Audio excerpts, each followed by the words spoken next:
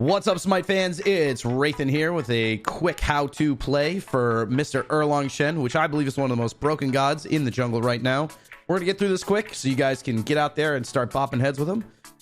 So let's get started. Erlang Shen, he's a warrior. He is a very high control, high CC, high sustain jungler is where he excels the most, but he can also be played in the support role. He has a fantastic early, mid, and late game, and he's very easy to pick up, but hard to master. And here's why. First of all, let's go through the abilities. His passive gives him extra damage on all of his basic attacks, so you can build him tanky. His 1, extra damage on his basic attacks, and that scales pretty nicely. His 2 is going to be a pin, where if you hit them in the center of the area, you're going to lock the target in place with a root. But also you can use this as a poke ability or just general range damage. His 3 is the most interesting part of his entire kit. It can be used 2 different ways. If you trigger it when your camera's angled downwards, you turn into a turtle, which gives you a health shield and a knock-up. If you trigger it when you have the camera extended far away from you, you turn into a mink, which gives you attack speed, a whole bunch of damage, and the ability to chase enemies down with the haste effect, so you don't get the basic attack penalty. Lastly, his ultimate, the 9 turns blessing, is basically an Athena taunt on an 80-second cooldown that also heals him after a short duration. So it's really good CC, really good setup, and a fantastic way to keep yourself alive after you've engaged in these fights. As far as leveling order goes, you're going to max your... So you're going to start your 1, you're going to max your 3, then your 2, then your 1, then your ult. The reason you're going to do this, the 3 is the most burst damage, the 2 is the second most burst damage that you can have. Your 1 requires you to get several auto attacks off to get a large percentage of damage off. And then your ultimate is really only used for the taunt utility, so you don't want to put any points into that unless you're using them in the support role. As far as cast types go, I like to have my... all of the abilities on instant cast except for the pin. Sometimes you need to really make sure you get it the right way and you get them in the center. I have that on quick cast or normal cast, depending on the day. I kind of go back and forth about which one I like better, but that is how I would run him. Especially the ult, you want that on instant cast. When you use it, you want it to go off immediately.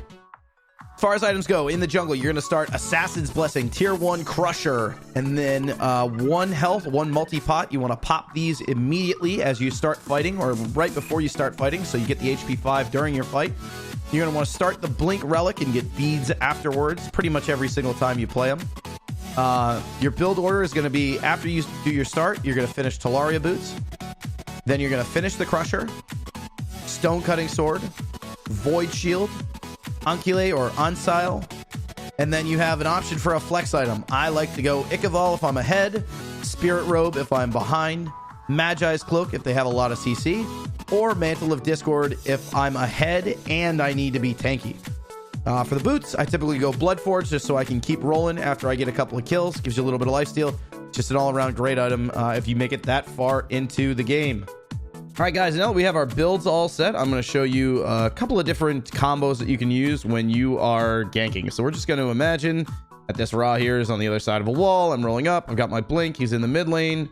How am I going to make sure that my teammate can actually follow up with his damage as well after I engage? So I'm going to blink in, knock him up, pin, auto, and then ult. And then he should die. The second method is for if you know their beads are up, and you want to limit the amount of time that they can use them before your team is able to follow up with their damage.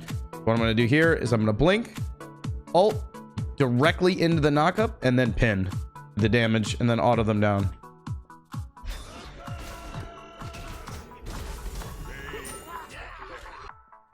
Then the last one, which should be the obvious one, is the mink and chase. So we just mink in, pin, and auto.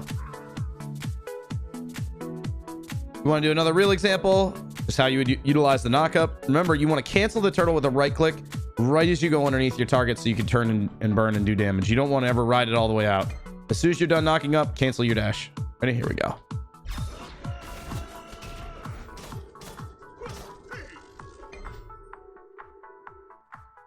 All right, guys, the last thing we're going to cover is how to gank somebody who's got a leap. Most dashes in the game are about the same distance. So what we're going to do is we're going to blink in, use our ult to get their beads out, And then afterwards, we're going to chuck our pin at them when they use their leap, and then chase them with the 3. So we're going to wait until he uses his clear ability here.